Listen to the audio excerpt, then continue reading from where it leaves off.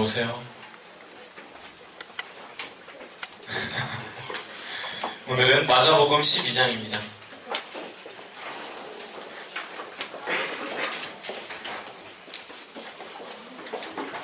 마가복음 12장 18절에서 27절까지 말씀입니다. 마가복음 12장 18절에서 27절까지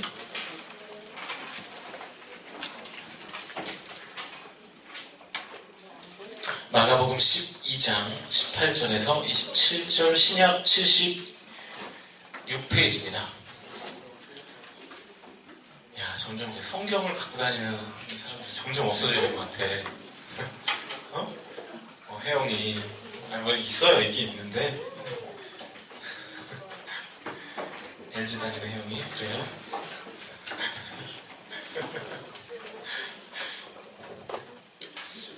(18절에서 27절) 한 절 한 절 교대로 읽겠습니다. 제가 먼저 읽습니다. 여러분 좀 큰 목소리로 같이 읽어주시면 좋겠어요. 제가 18절 먼저 읽습니다. 부활이 없다 하는 사두개인들이 예수께 와서 물어 이르되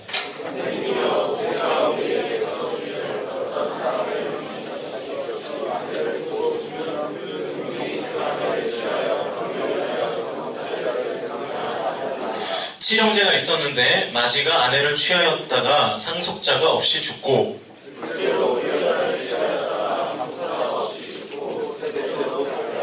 일곱이 다 상속자가 없었고 최후의 여자도 죽었나이다.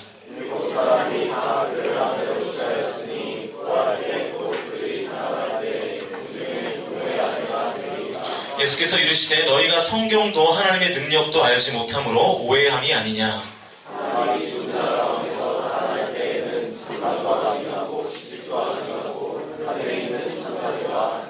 죽은 자가 살아난다는 것을 말할진대 너희가 모세의 책 중 가시나무 떨기에 관한 글에 하나님께서 모세에게 이르시되 나는 아브라함의 하나님이요 이삭의 하나님이요 야곱의 하나님이로라 하신 말씀을 읽어보지 못하였느냐. 하나님은 죽은 자의 하나님이 아니요 산 자의 하나님이시라. 너희가 크게 오해하였도다 하시니라. 아멘. 오늘은 부활 메시지를 여러분한테 전하려고 합니다. 부활 오해하지 말고 이해하라. 부활 오해하지 말고 왜 이렇게 웃지? 이해하라 라는 제목으로 하나님 말씀 증거하도록 하겠습니다. 그 미국 대통령이었던 그 조지 부시의 자서전을 읽다가 그 사람 자서전을 왜 읽었을까 이런 생각 하지 마시고 자서전을 읽다가 제가 이런 글을 발견했습니다. 이 부시가 부통령 시절에 이 소련의 이 브레즈네프 수상이 죽었을 때 미국을 대표해서 이제 장례식에 참여를 하게 됐대요. 장례는 이제 뭐 아주 완전 공산당식으로 이제 치러졌겠죠. 모든 것은요 이렇게 죽음을 상징하는 이 회색과 붉은 색깔들로 이렇게 온 사방에 장식이 되어 있었고요. 그 식의 마지막 순서에는 이 관에 누워 있는 이 고인을 향해서 이제 경의를 표하는 그런 시간이 있습니다. 그 서양의 장례를 보면 그런 문화들이 있죠. 이제 이 브레즈네프의 이제 와이프, 이 미망인이 순서가 되었을 때, 이 미세스 브레즈네프는 자기 품에서 준비해온 백합 하나를 이렇게 꺼내서 들었어요. 백합은 이 러시아 정교회가 뭐냐면 그냥 교회라고 생각하면 돼요. 러시아에 있는 교회. 러시아 정교회에서 이 부활을 상징하는 꽃입니다. 우리는 부활을 상징으로 뭘 주로 이제 갖나요? 여러분 이미 다 씹어먹은 그 계란. 예수님 상징인데 다 드셨죠? 그거. 하지만 여기에는 이제 백합을 관 옆에다 놓으면서 갑자기 이 부인은 이 남편의 시신 앞에서 무릎을 꿇습니다. 그리고 나서 잠시 기도를 드린 뒤에 일어나죠. 알겠지만 공산당에서는요 기도가 허용이 될까요? 되지 않을까요? 허용되지 않습니다. 그런데 그런 공식적인 자리에서 기도를 한 거예요. 그 당시에 그녀가 무릎을 꿇는 광경은 굉장히 놀라운 일이었습니다. 무릎을 꿇고 일어나더니 성호를 그었죠. 사람들의 눈이 휘둥그레졌겠죠. 아니 어떻게 이렇게 공식적인 자리에서 하면서. 그런데 놀라운 것은 그녀가 성호를 긋고 있을 때 여기저기서 그녀를 따라서 함께 성호를 긋는 사람들이 하나 둘씩 생겨나게 되었다라고 하는 것입니다. 그러니까 이 기독교 온전히 하나님을 제대로 믿지 못하는 곳에서 한 사람의 장례식장에서 다시 한번 신앙이 회복되는 그런 일들을 경험하게 된 거죠. 이 인상 깊은 장면을 이 부신을 회상하면서 그의 책에서 이렇게 기록했어요. 이 동토의 땅, 기독교 신앙이 완전히 죽은 줄 알았던 이 땅에서 나는 부활의 신앙이 부활하는 모습을 다시 볼 수 있었다. 부활의 신앙이 부활하는 모습을 다시 볼 수 있었다. 오늘 이 시대를 살고 있는 크리스천 가운데에는 이 교회를 다니면서 부활의 신앙을 갖지 못하는 사람들을 종종 봐요. 아마 제가 다 일일이 물어보진 않았지만 이 중에도 그냥 예수님의 좋은 말씀 다 아는데 나는 부활은 못 믿겠다 라고 아마 생각하는 사람들이 있는지도 모르겠어요. 확인을 해볼 필요도 없고 해보지도 않았지만, 그러니까 예수님이 다시 사셔서 부활하신 것을 믿지 못하는 거죠. 우리가 하나님의 말씀을 대하면서, 그리고 교회를 다니면서 또 이렇게 앞에서 설교자가 하는 설교를 들으면서 많은 좋은 메시지들을 어떨 때는 아멘으로 받습니다. 좋습니다, 동의합니다 하죠. 그런데 우리가 기적에 관한 것들, 그리고 이 부활에 관한 것들을 믿지 못할 때가 많다라는 것입니다. 물을 포도주로 바꾸시고 보리떡 5개와 물고기 2마리를 가지고 5,000명을 먹이신 것과 같은 이 기적들을 믿지 못하는 사람들이 꽤 되는 것 같아요, 교회 안에서. 그리고 또 이러한 기적과 더불어 예수님께서 이 십자가에 달려 돌아가셨다가 다시 살아나신 이 부활의 기적을 믿지 못하는 사람들이 있죠. 여러분, 기독교는 그냥 딱 2단어로 설명할 수 있습니다. 첫 번째는 십자가고요. 고난주간 보냈죠. 십자가. 그리고 오늘 부활. 이 2단어면 기독교를 다 설명할 수 있는데 이거를 믿지 못하는 거예요. 혹시 우리 공동체에도 그런 사람이 있는지 모르겠어요.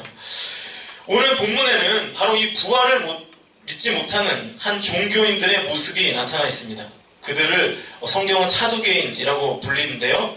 당시 이스라엘은요, 대표적인 이 세 개의 어떤 이 종교 그룹이 존재했어요. 종교 그룹. 하나는 뭐가 있을까요? 여러분 제일 많이 하는 거. 이제 바리새인. 바리새인. 두 번째가 에세네파. 그리고 마지막이 사두개인. 이렇게 세 가지의 종파가 있었습니다. 근데 오늘 본문의 주인공들은 이 사두개인이에요. 이름도 좀 괴팍하죠? 사두개인. 그래요. 사두개인. 이 사두개인들은 본래 이 제사장 가문의 출신이었습니다. 아주 종교적인 가문 출신이고요. 물론 하나님을 믿는다고 굉장히 의의를 드러내는 그런 사람들이었어요. 또 상류층의 사람들이었죠. 로마하고 결탁해서 이 친로마적인 성향을 갖고 이 기득권을 행사하면서 있었던 아주 부유한 계층이 바로 오늘 본문의 사두개인들이었습니다. 그래서 이 사두개인들은요, 굉장히 세속적인 마인드에 취해 있었고 현실주의적인 사고방식들을 가지고 있었어요. 그러니까 이런 식으로 살다 보니까 점점 더 이 초자연적인 일들이 믿어지지가 않는 거예요. 너무 현실이 좋으니까 믿어지지가 않는 겁니다.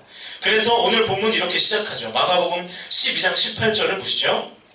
부활이 없다 하는 사두개인들이 예수께 와서 물어 이르되. 사두개인들은요, 예수님의 그러니까 부활 자체를 믿지 않았습니다. 부활을 부인하는 그들의 입장을 정당화시키기 위해서 어느 날 예수님 앞에 이들이 찾아와서 희한한 질문 하나를 던집니다. 본문 19절이에요. 선생님이요, 모세가 우리에게 써주기를 어떤 사람의 형이 자식이 없이 아내를 두고 죽으면 그 동생이 그 아내를 취하여 형을 위하여 상속자를 세울지니라 하였나이다. 그러니까 사실 이 19절의 내용은 사실입니다. 옛날 모세 율법 가운데에는 이 형이 죽게 되면 동생이 그 형수를 같이 데리고 사는 그런 문화가 있었어요. 두 가지 이유 때문인데요. 첫 번째는 자손을 계승하기 위해서였고, 또 하나는 그 당시에 여인들이 남편을 잃으면 살아갈 방법 자체가 없었습니다. 지금이야 오히려 여자분들이 돈도 더 많이 벌고 그러는데 이 당시에는 그런 게 전혀 안 돼 있기 때문에 남편이 죽으면 그 본인이 살아남을 수 있는 어떤 사회 보장 제도가 전혀 없었기 때문에 미망인이 되면 절망적인 삶의 처지가 되는 거죠. 그래서 형제들이 그 형수를 돌보는 그런 일들이 있었습니다. 20절부터 23절까지는 우리 같이 한번 읽어보겠습니다. 20절부터 23절 화면을 보시면서 좀 길지만 함께 있습니다. 시작!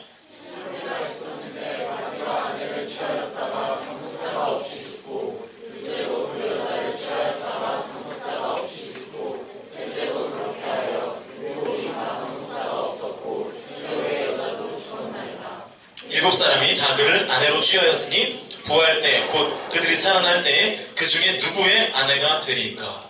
여러분 이 질문이 이해가 되십니까?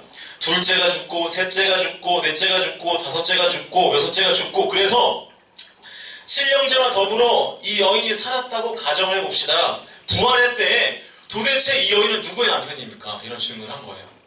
이해가 되시죠? 이 질문 자체는. 네. 그러니까 굉장히 난해하고 문제를 질문을 위한 질문, 궤변 이렇게 말할 수가 있는 거죠. 이런 질문을 사두개인들이 예수님에게 던졌습니다. 그러나 예수님은 이 질문을 그냥 말도 안 되는 질문이라고 있을 수 없는 현실적이지 않은 일이라고 일축하지 않으시고 하나하나 설명을 해주기 시작합니다. 오히려 이 질문에 대한 대답을 통해서 부활의 오해를 풀고 진정한 부활의 정체성을 가르치는 기회로 삼고 계시죠.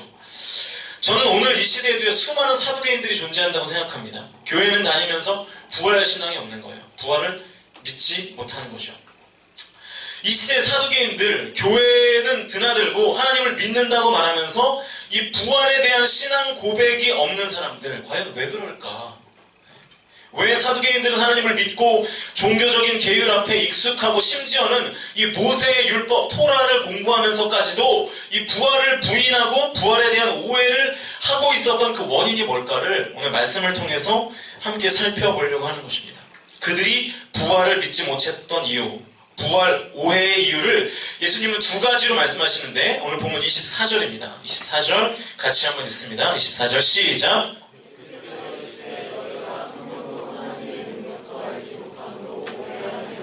자, 여기에 두 가지 이유가 나타나는데 첫 번째는 성경을 모른다. 너희들이 성경을 모른다.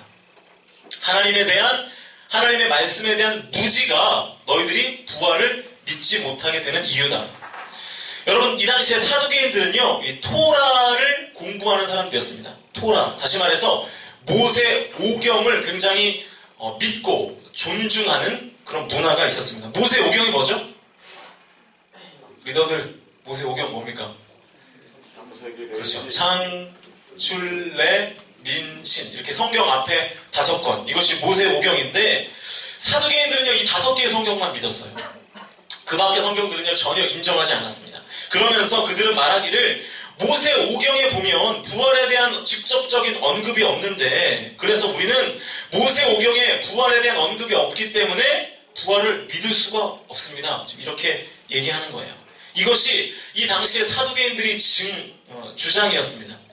이 주장에 대한 예수님의 대답은 이렇습니다. 본문 26절과 27절을 보시면 예수님의 대답인데요. 죽은 자가 살아난다는 것을 말할진대 너희가 모세의 책 중 가시나무 떨기에 관한 글에 하나님께서 모세에게 이르시되 나는 아브라함의 하나님이요 이삭의 하나님이요 야곱의 하나님이로라 하신 말씀을 읽어보지 못하였느냐. 하나님은 죽은 자의 하나님이 아니요 산 자의 하나님이시라. 너희가 크게 오해하였도다 하시니라. 모세를 통해서 계시된 하나님, 가시떨기 나무 가운데 계신 하나님, 스스로 하나님께서 말씀하시기를 나는 아브라함의 하나님, 이삭의 하나님, 야곱의 하나님이라 그러면서 나는 산자의 하나님이라 이렇게 하나님께서 선언을 하셨습니다. 그러나 이 당시에 아브라함도 죽었고 이삭도 죽었고 야곱도 죽었잖아요. 죽음으로 끝났다면 그 죽은 자의 하나님이지 어떻게 산자의 하나님이라고 주장할 수 있겠느냐?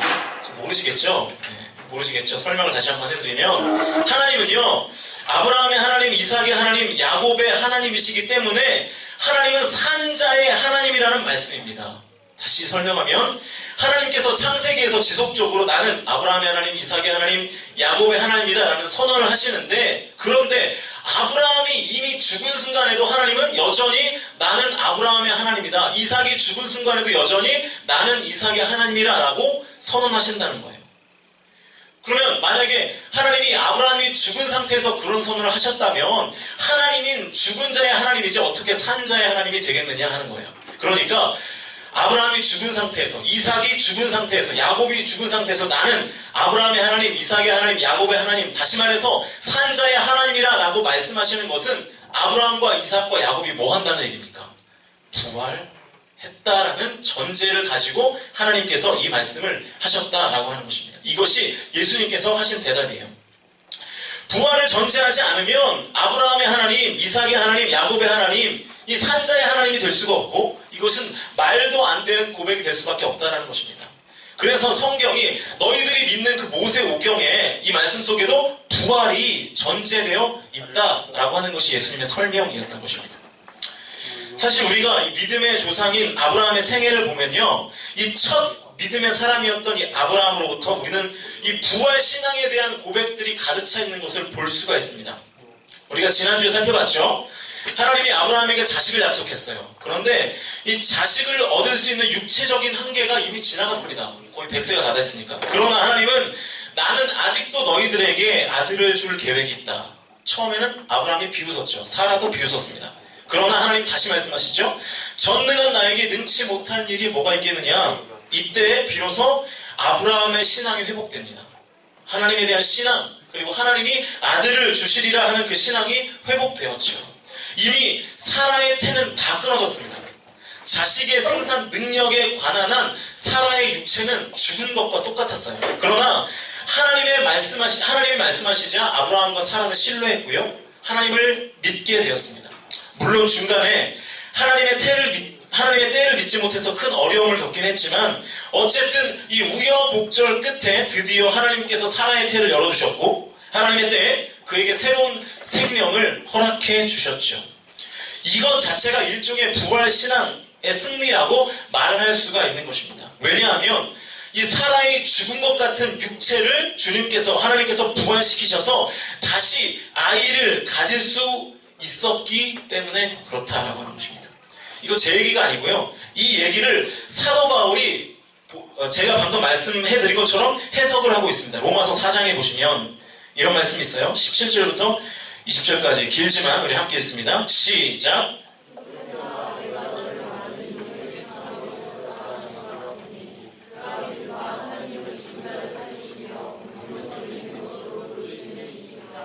아브라함이 바랄 수 없는 중에 바라고 믿었으니 이는 내 후손이 이같으리라 하신 말씀대로 많은 민족의 조상이 되게 하려 하심이라. 그가 100세나 되어 자기 몸이 죽은 것 같고 사라의 태가 죽은 것 같음을 알고도 믿음이 약하여지지 아니하고 믿음이 없어 하나님의 약속을 의심하지 않고 믿음으로 견고하여져서 하나님께 영광을 돌리며. 자, 아브라함이 믿은 하나님은 어떤 하나님이라고 지금 로마서 4장에서 말씀하고 있습니까? 죽은 자를 살리시며 없는 것을 있는 것 같이 부르시는 분. 19절에도 보니까 자기 몸이 죽은 것 같고 사라의 태가 죽은 것 같음을 알고도 믿음이 약해지지 않았다. 20절에도 믿음이 견고해서 하나님께 영광을 돌렸다. 이게 무슨 신앙이에요? 부활신앙이죠. 부활신앙.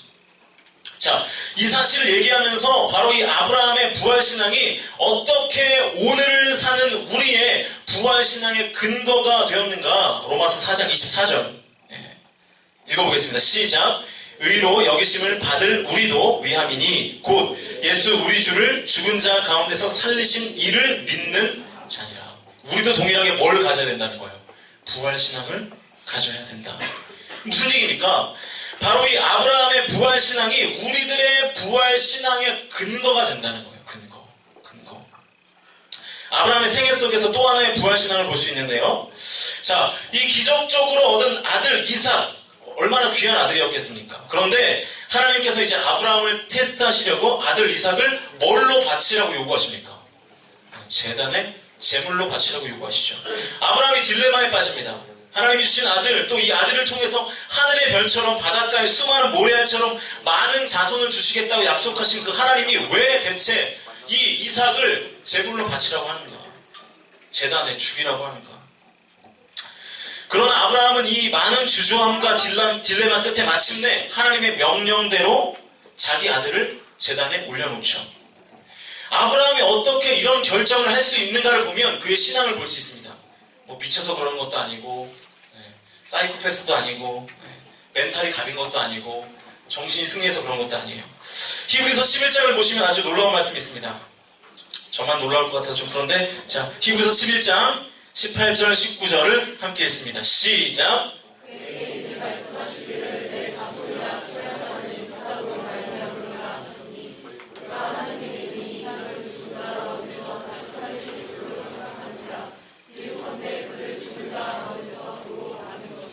자, 아브라함이 이 딜레마를 어떻게 해결했습니까? 아브라함에게는 이런 생각이 있었던 거예요. 이삭은 하나님이 약속하신 아들이다. 그리고 이 아들을 통해서 계속 자손이 번성할 것을, 하늘의 별같이 바닷가의 모래알같이 축복된 자손들이 번성할 것이라고 약속하셨다. 그런데 지금 그 약속하신 하나님이 내 아들을 죽음의 제단 위에 올려놓으라고 하신다. 이걸 어떻게 해결했습니까? 일단 하나님이 명령하셨으니까 이 아들을 죽음의 제단 위에 올려놓죠. 그러나 이 하나님의 약속, 이삭을 통해 많은 자손들이 계속 번성하기 위해서는 내 아들을 죽음의 제단 위에 바치지만 그 아들이 어떻게 해야 된다고요? 다시 살아나야 된다. 다시 살아나야 된다. 바로 이것을 믿었다라고 하는 것입니다. 방금 읽은 말씀을 다시 한번 보시면 그가 하나님이 능히 이삭을 죽은 자 가운데서 다시 살리실 줄로 생각한지라. 그러니까 아브라함에게는요, 이 부활신앙이 있었던 것입니다. 부활신앙. 성경을 자세히 보면 창세기 1장부터 계시록까지는 이 부활에 관한 증언, 다시 말해서 이 부활신앙이 넘쳐나고 있습니다. 그러니까 내가 성경을 제대로 읽으면서 나는 부활의 신앙을 가지지 못한다, 그럴 수 없다는 거예요. 원인은 딱 하나예요. 예수님이 사두개인에게 하신 그 말씀과 똑같습니다. 성경을 오해하고 있기 때문에, 성경을 제대로 보지 않고 있기 때문에.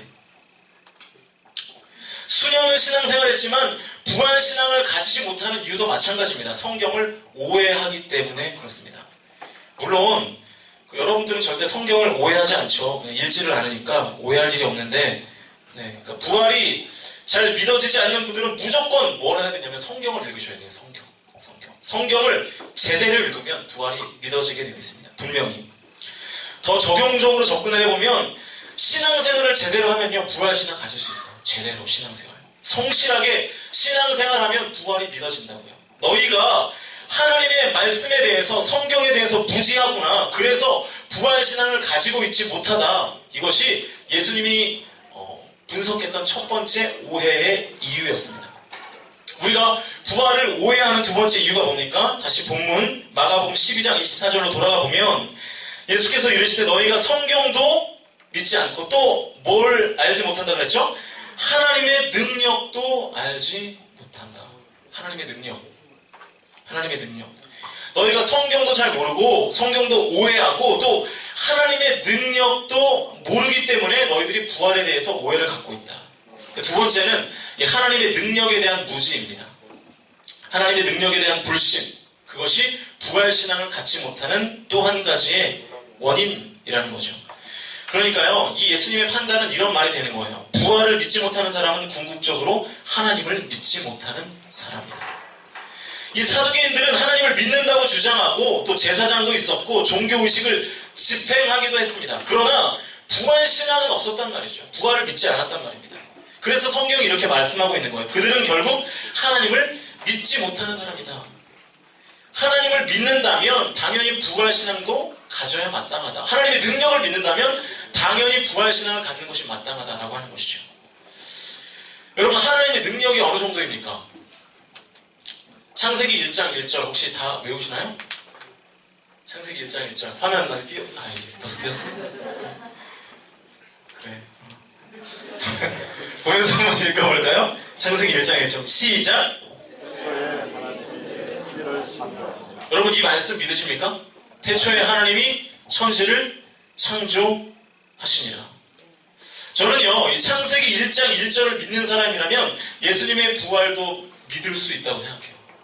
그렇죠?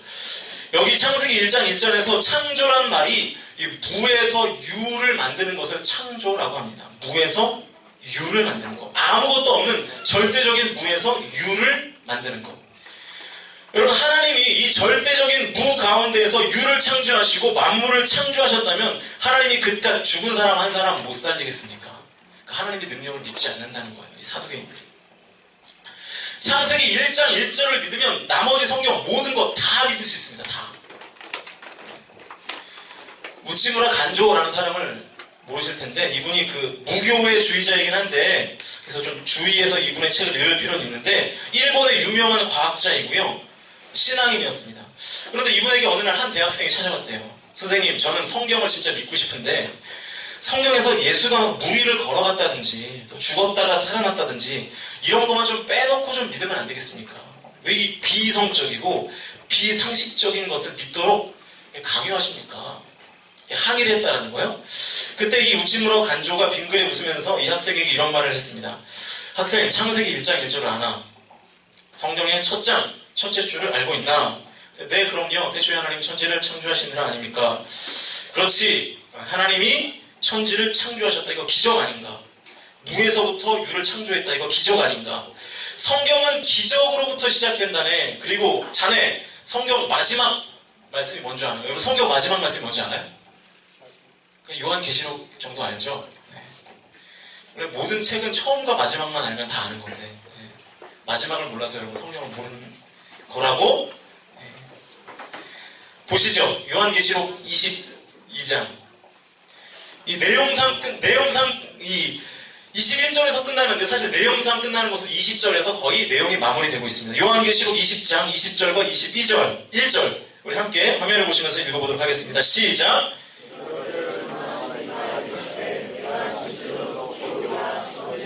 아멘. 주 예수여 오시옵소서. 주 예수의 은혜가 모든 자들에게 있을지어다. 아멘. 성경이 이렇게 끝납니다. 오늘 처음 하셨죠? 성경 이렇게 끝나는 거. 네. 좀 뒷부분도 읽으세요. 아멘. 주 예수의 오시옵소서. 여러분 우리가 이 내용 잘 아시죠? 예수님께서 영광 중에 뭐 타고 오신다고요? 네, 구름. 우리 찬양하잖아요. 그죠? 지금은 엘리야 때처럼 보라 주님 하면서 네, 구름 타시고 나팔 불 때 그 마지막이 뭐예요? 다시 오신 노래를 이렇게 못하지 않는데 아무튼 네. 이 우찌무라 간조가 이 학생에게 얘기하는 거예요. 부활하시고 승천하시는 예수님, 그것이 이 예수의 드라마, 예수의 생애의 마지막이 아니다. 그는 역사 속에 다시 귀환하시고 돌아오신다. 그리고 만물을 심판하신다. 이 기적입니다. 이거 그죠? 예수님 다시 오시는 거 초자연적인 사건이죠. 그러면서 이 우찌무라 간조가 계속해서 말하기를 성경에서 기적을 다 빼고서 믿는다면 성경에 뭐가 남는지 아는가요? 여러분 뭐가 남을 것 같아요? 성경에서 기적을 다 빼면 이 성경에서 기적을 다 빼면 뭐가 남을 것 같습니까? 우찌무라 간조는 이렇게 얘기했어요. 성경 앞장과 성경 뒷장만 남는다. 성경은 기적의 책이라는 거죠. 성경은요 기적으로 가득 차 있습니다. 초자연적이신 하나님, 전능하신 하나님, 그 하나님을 증언하고 있는 책이 지금 여러분이 들고 있지는 않는데 여러분이 들어야 될 그 성경이에요. 우리가 이것을 믿을 수 있다면, 그죠? 부활의 신앙을 고백할 수 있겠죠. 하나님의 능력을 믿을 수 있다면, 하나님께서 이 세상을 창조하셨고 하나님께서 기적을 일으키시는 분이라면 죽은 자도 살리시는 하나님, 그 하나님을 믿는 그 부활 신앙을 우리가 가질 수 있게 된다는 것입니다. 너희가 성경도 하나님의 능력도 모르기 때문에 오해하였도다. 이것이 성경의 증언입니다. 여러분 성경의 증언을 믿으셔야 됩니다. 그리고 하나님의 능력을 믿으셔야 됩니다. 그럴 때에 우리 안에 부활 신앙이 새롭게 생기게 되는 것입니다. 자, 그럼 이제 오해는 풀었으니까 그럼 이제 부활이라는 것이 뭘까? 부활. 제대로 이해를 해야 되겠죠? 우리가 부활한다는 것은 어떠한 몸으로 살아난다는 것을 말할까요? 오늘 본문에서는 이 주께서는 이 부활체의 이 정체성, 우리가 부활한다는 것은 어떤 몸을 가지고 부활한다는 것을 의미하느냐, 이것을 이해시켜 주시고 계십니다. 사두개인들의 오해를 불식시키시면서 진정한 부활체의 문제를 지적해 주고 계시죠. 그 대답이 오늘 본문 25절에 나와 있는데요. 25절을 같이 한번 읽어보겠습니다. 25절 시작.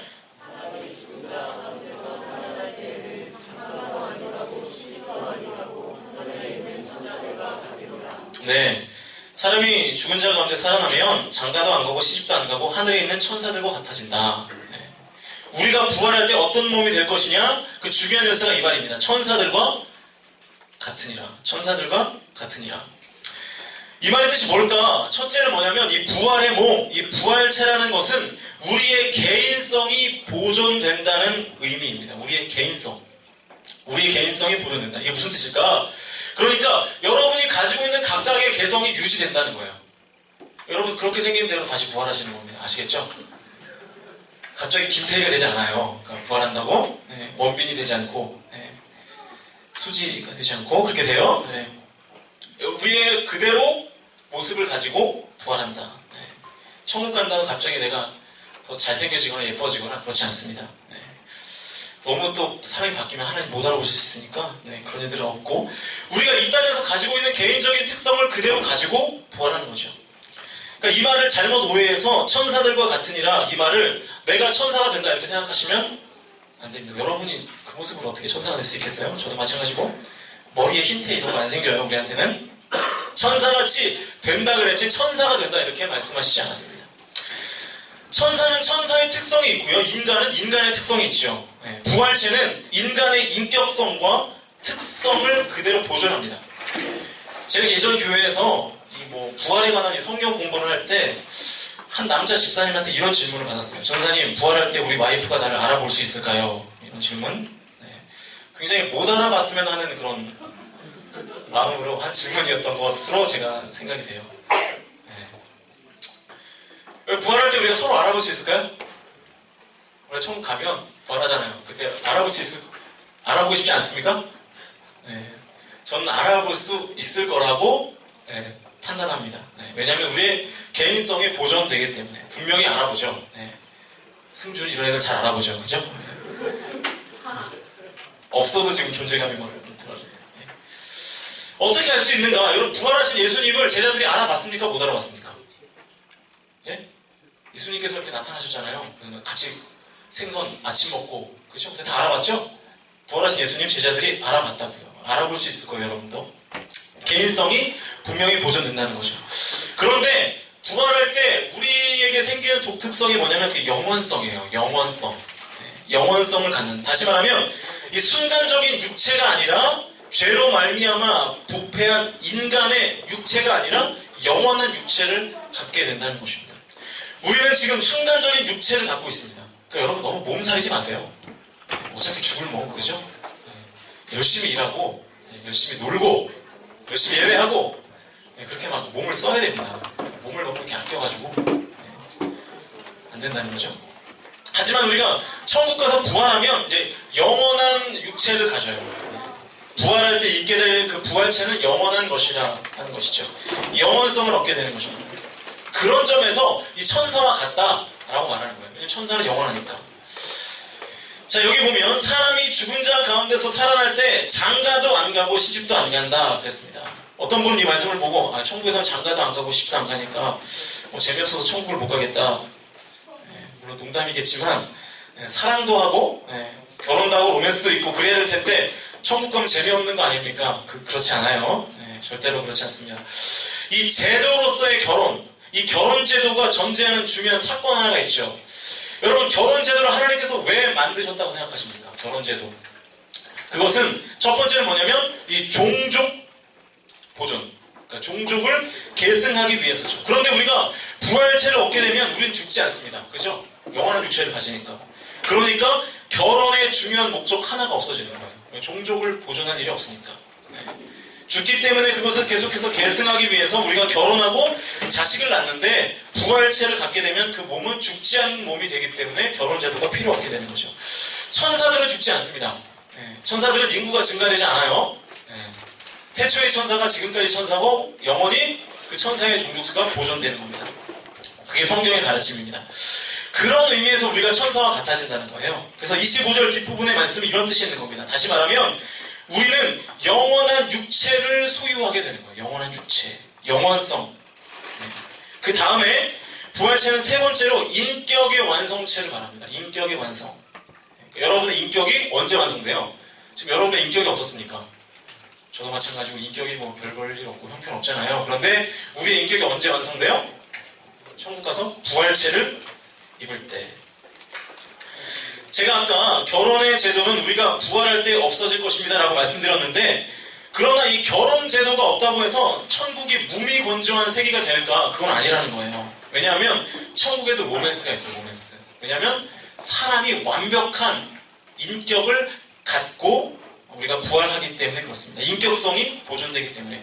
여러분 인격이라는 것이 뭐죠? 인격에는 세 가지가 있어야 돼요. 첫 번째는 지식, 두 번째는 감정, 세 번째는 의지입니다. 지, 정, 의. 이 세 가지를 갖는 존재를 인격체 이렇게 말합니다. 그래서 하나님은 인격적인 존재이시고요. 두 번째는 천사가 인격적인 존재고, 마지막으로 세 번째, 사람이 인격적인 존재입니다. 이 세 존재 말고는 인격적인 존재가 있지 않습니다. 그러니까 지금 우리가 가지고 있는 이 지정의의 인격이라는 것은 이 죄로 말미암아서 상당히 오염되어 있는 상태예요. 이 땅에서의 우리의 인격이라는 것. 죄로 말미암아 오염되어 있다. 제대로 판단하지 못하고 제대로 느끼지 못하고 타락한 감정도 가지고 있고 또 우리는 제대로 결단하지 못하죠. 그렇죠? 여러분의 언제나 삶 가운데 정확한 판단을 내리십니까? 제대로 된 판단을 내리시나요? 제대로 느끼고 계십니까? 우리 때때로 잘못 느끼기도 하고 아라고 얘기했는데 어라고 듣기도 하고 그렇잖아요. 그렇게 우리의 지정의가 지금 죄로 인해서 오염된 상태. 그런데 우리가 천국에 가고 우리가 부활할 때 이 지정의가 완벽한 형태로 회복된다라고 하는 것입니다. 그러니까 완전한 사랑이 가능해지는 거죠. 완전한 사랑. 멜로 드라마에서 나오는 그 사랑이 아니라 완전한 사랑. 그죠? 그러니까 천국은요, 완전한 사랑이 있는 곳이고 사람들이 완전한 사랑을 나눌 수가 있는 곳이 되는 거죠. 그 부활에 완전한 인격체를 입고 영원한 사랑 가운데 들어갈 수 있는 곳. 그렇기 때문에 심심할 걱정 안 하셔도 되는 곳. 그것이 바로 천국이고요. 우리가 부활의 상황에서 겪어야 되는 일들입니다. 우리가 만약에 이 부활신앙을 가지고 있다면 이 땅에서 아무리 불완전한 일을 많이 경험해도 갈등과 상처와 번민과 시련을 경험해도 어느 날 우리가 부활의 몸을 입고 완전하신 이 부활의 임재, 하나님의 임재와 사랑을 경험하며 또 사람 사이에 온전한 사랑을 나누게 될 것을 우리가 항상 기억하며 살아간다면, 이 사실을 참으로 믿는다면 부활신앙으로 우리가 오늘도 견디고 오늘도 승리하는 삶을 살 수 있게 되는 것입니다. 그러니까 내일의 완전한 사랑을 꿈꾸면서 오늘을 견디는 것이죠. 내일의 완전한 그 하나님의 놀라운 세계를 우리가 약속받는 그것이 이 부활신앙의 정체인데, 이 부활신앙을 가지고 있다면 지금은 좀 괴로워도, 지금은 좀 아파도 여러분에게 힘있게 살 수 있는 근거가 되는 것입니다. 그래서 여러분이 왜 이 부활신앙을 가지고 있다는 이 기독교인들조차도 왜 이렇게 무력하게 살까? 그것은 이 부활을 온전히 제대로 믿지 않고 있기 때문에 그렇습니다. 좀 지치죠? 우리 옆에 사람 한번 얼굴을 보시죠. 표정이 어때요? 옆에 사람들 살아있습니까? 네. 다 지쳐있고, 네. 짜증나고 졸고. 여러분 다 왜 이렇게 우리가 지쳐 살까요? 여러분 다 지쳤죠 지금? 삶이 무력하고, 그죠? 그 한 선교사님이요, 예수님을 믿는 한국 교인들을 보면서 왜 이렇게 한국 교인들은 교회만 오면 갑자기 무거지상이 되는지 모르겠다. 여러분들 표정 지금 그래요. 알아요? 이런 인식이 생겼대요. 그래서 한 목사님이 되게 난감해하면서 예수님의 고난을 묵상해서 그렇습니다. 이렇게 대답했대요. 예수님의 그 십자가의 고난을 묵상해서, 네, 그렇습니다. 이렇게 다 무거지상을 하고 있습니다. 여러분도 십자가의 고난을 묵상해서 지금 그런 건가요? 아무튼 거짓말하지 마요. 네. 이 얘기를 듣고 그 선교사님이 그 목사님에게 다시 이렇게 물었대요. 한국의 교인들이 예수님이 부활하신 것은 잊어버렸나요?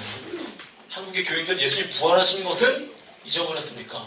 왜 십자가 고난만 묵상하냐는 거. 예수님이 부활하셨는데 기쁨을 가져야지. 네. 여러분 부활신앙을 가져야 우리 안에 기쁨이 회복되는 것입니다.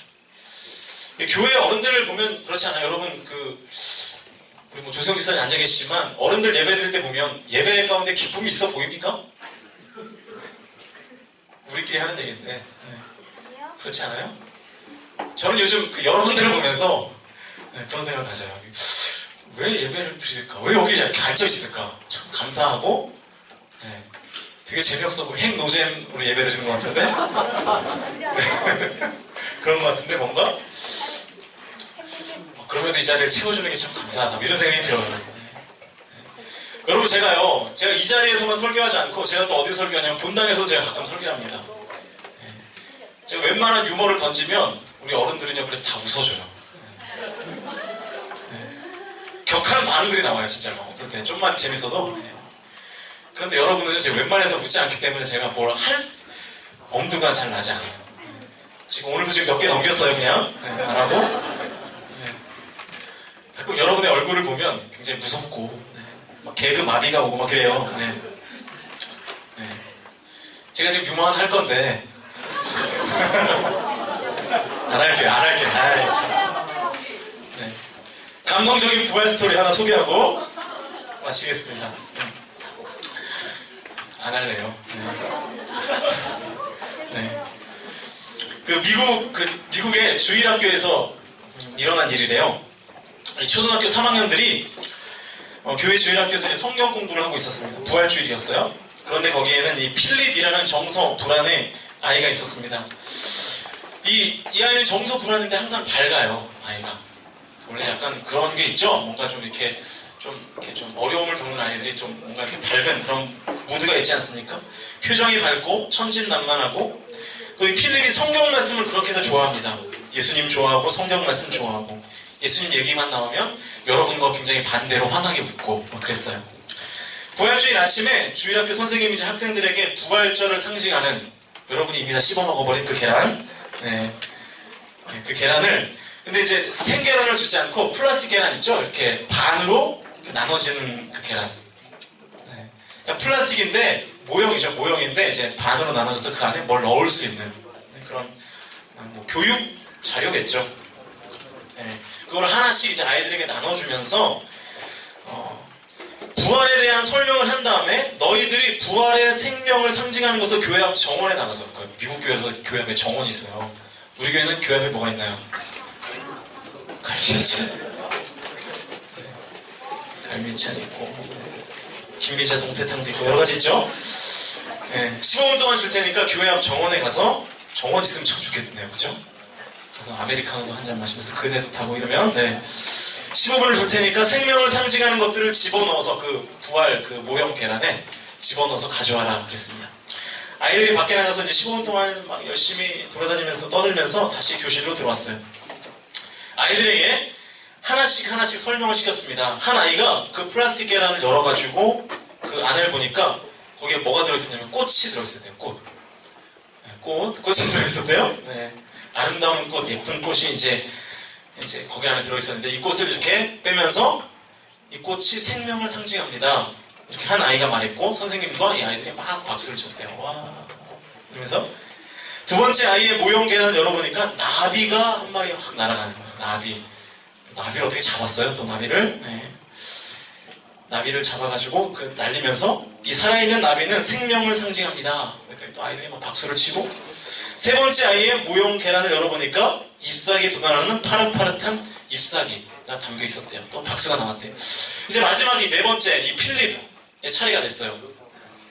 이 정서 장애를 겪고 있었던 이 필립이 앞에 나왔습니다. 학생들이 막 어떻게 했겠어요? 막 주목을 했겠죠. 저 바보 같은 필립이 과연 뭘 가져왔을까? 필립이 한참을 주저주저하면서 그냥 가만히 있었답니다. 그러니까 선생님이 필립 괜찮아. 뭐 가져왔냐? 한번 열어볼래? 선생님의 그 말을 듣고 용기를 얻은 필립이 모형 계란을 짠!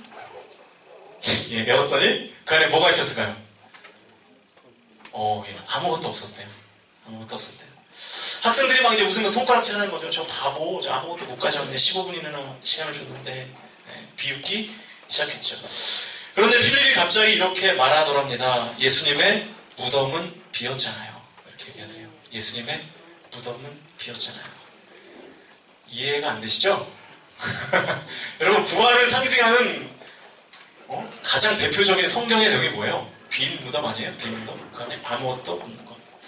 그 순간 아무 말도 못하고 이 정적과 감동이 그 아이들을 서서히 사로잡고 있었다. 그런 내용입니다. 예수님의 무덤은 비었잖아요. 여러분 필립의 말이 맞습니다. 예수님의 무덤은 비었습니다. 왜 비었죠? 예수님께서 다시 살아나셨기 때문에. 예수님은요 죽음을 이기시고 부활하셨습니다. 그분의 부활이 바로 우리에게 소망이 되는 것이죠. 그가 사셨기에 우리도 살 것이고 그가 절망과 어둠을 이기셨기에 우리도 동일하게 절망과 어둠을 박차고 이기는 삶을 살아갈 수 있게 될 것입니다. 그래서 우리 공동체 안에 이 부활 신앙이 좀 가득했으면 좋겠어요. 여러분의 삶 가운데 이 부활의 신앙을 선포하실 수 있기를 바랍니다. 여러분의 삶이 지금 이렇게 죽은 것 같은 삶이 아니라 다시 살아나신 죽음을 이기고 다시 살아나신 그 주님의 부활을 묵상하면서 여러분의 삶도 다시 회복될 것을 믿고 다시 살아날 것을 믿고 내가 이겨서 승리할 것을 믿는 그런 부활의 신앙들이 여러분의 삶 가운데 회복되시기를 주님의 이름으로 축복합니다. 그래야 여러분이 부활의 기쁨을 누리고 하루하루를 살아가게 될 것입니다. 우리 함께 찬양하면서 기도하시도록 하겠습니다. 내 안에 사는 이, 여러분 이 찬양 하나만 하겠습니다.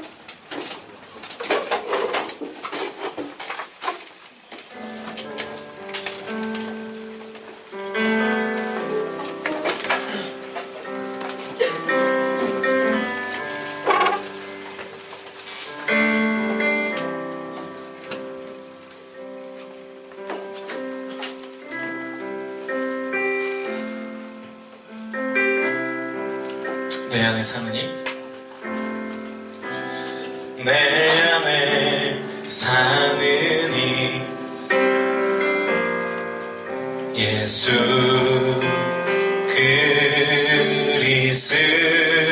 그리스도니 나의 죽음도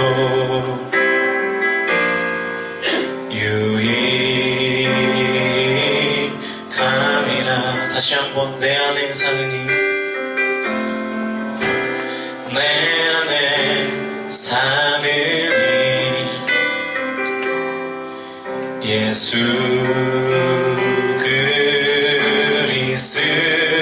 그리스도니 나의 죽음도 유익. 다시 한번 내 안에 사는 이, 내 안에 사는 이 예수 그리스도니 나의 죽음도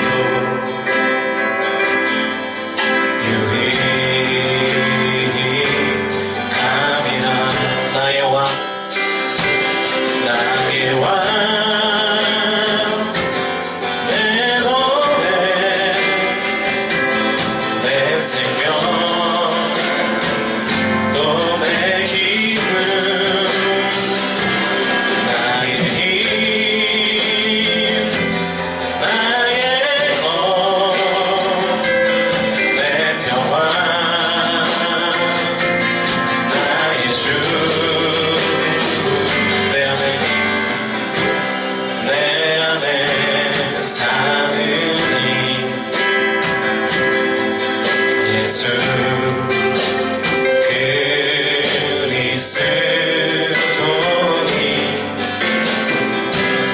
나의 죽음도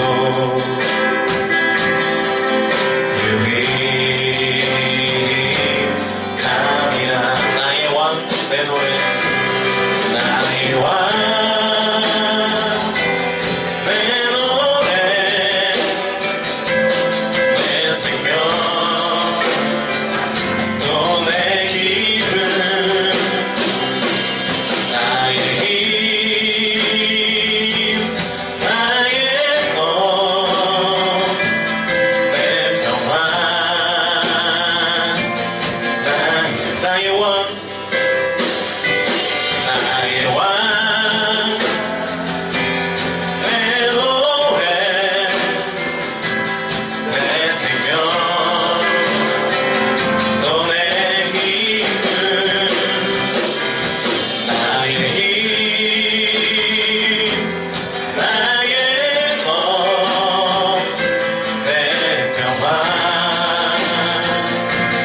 나의 주. 내 안에, 내 안에 사는 이 예수 그리스도니 나의 죽음도 유익. 여러분 이 찬양의 가사를 다시 한번 깊이 묵상하시면서 찬양합시다. 내 안에 사는 이,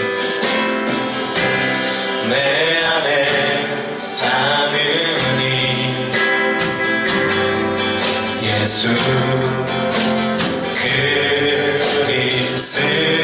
그리스도니 나의 죽음도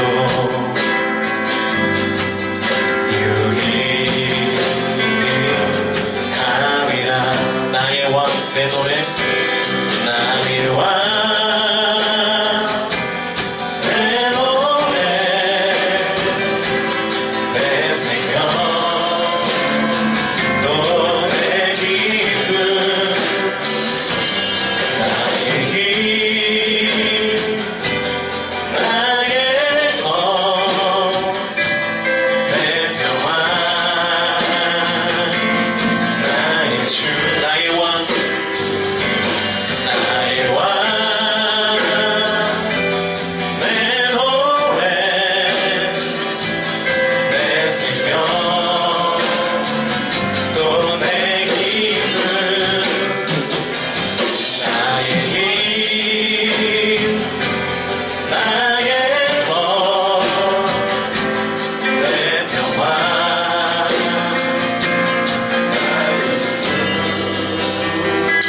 여러분들과 이 시간 한번 기도할 텐데 이 찬양의 가사를 묵상하시면서 기도했으면 좋겠어요. 우리가 부활 신앙을 갖게 해주옵소서. 그리고 우리 송이 자매가 처음에 같이 기도 제목을 나눠줬던 것처럼 내가 죽고 예수가 사심으로 우리가 그 주님의 능력을 온전히 경험하고 우리가 그 부활의 능력을 온전히 경험하는 우리의 삶과 신앙생활이 될 수 있도록 주님께서 죽음을 이기셨으니 우리도 죽음을 이길 수 있고 주님께서 절망과 어두움을 딛고 일어나셨으니 우리도 동일하게 절망과 어두움을 딛고 일어설 줄로 믿는 그 부활 신앙을 우리가 갖고 그래서 기쁨을 잃지 않고 소망을 잃지 않고 낙심 가운데 살지 않도록 아버지 하나님께서 인도해달라고 온전한 부활을 믿는 부활 신앙 갖게 해달라고 우리 시간 다 같이 소리내어서 통성으로 기도하시면서 나아가시겠습니다. 기도하시겠습니다. 살아계신 아버지 하나님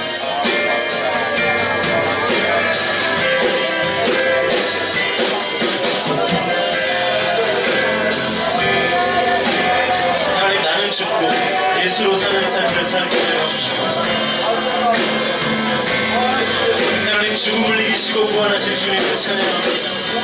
절망과 어둠을 깨뜨리고 구원하신 주님을 찬양합니다. 그리고 동일하게 우리도 우리 삶 가운데 그러한 능력을 경험하게 될 줄로 믿습니다. 하나님 임하셔서 우리가 부활의 그 주님의 능력을 온전히 붙들게 하시고 우리의 모든 삶 가운데 있는 문제들, 난관들, 어려움들 그 모든 것들을 주님께서 깨뜨리시고 우리를 건지시며 하나님 우리를 회복시키고 우리를 살리시는 그 주님을 믿는 그 부활 신앙을 하나님 온전히 가질 수 있도록 아버지 하나님 인도하여 주시옵소서. 하나님 이 시간 우리가 기도할 때 온전히 예수 그리스도의 부활을 믿는 주님의 십자가와 부활을 믿는 온전한 그리스도인들이 되기를 간절히 소원합니다. 하나님 우리의 믿음이 부활까지 믿는 신앙 될 수 있도록 인도하여 주시옵소서.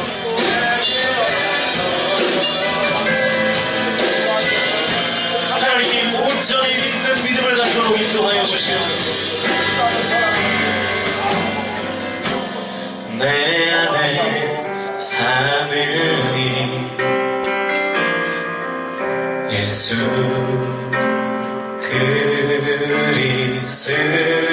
그리스도니 나의 죽음도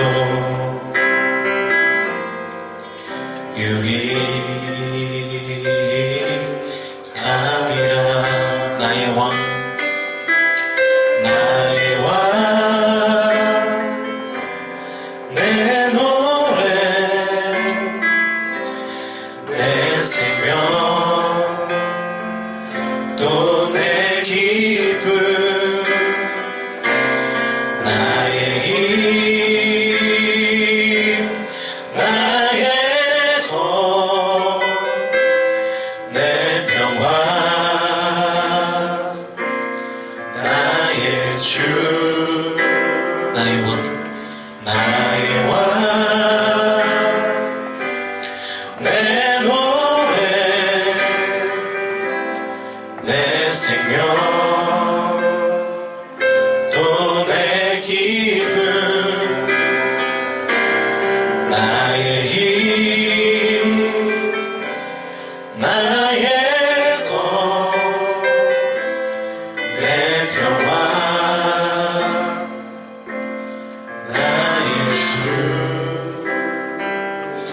하나님, 예수 그리스도께서 다시 사셨음을 찬양합니다.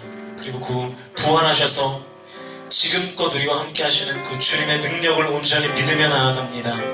죽음을 이기시고 부활하신 주님, 절망과 어두움을 깨뜨리신 주님, 우리도 동일하게 우리의 삶 가운데 그 부활하신 주님을 믿고 살며 죽음도 이길 그 능력, 그리고 절망과 어두운 터널도 깨뜨릴 그 능력을 우리가 겸비하게 될 줄로 믿고 그 부활신앙으로 온전히 하루하루를 기쁨 가운데 살아갈 수 있도록 인도하여 주시옵소서. 이 자리에 소망 없이 살고 있는 지체들이 있지 않습니까?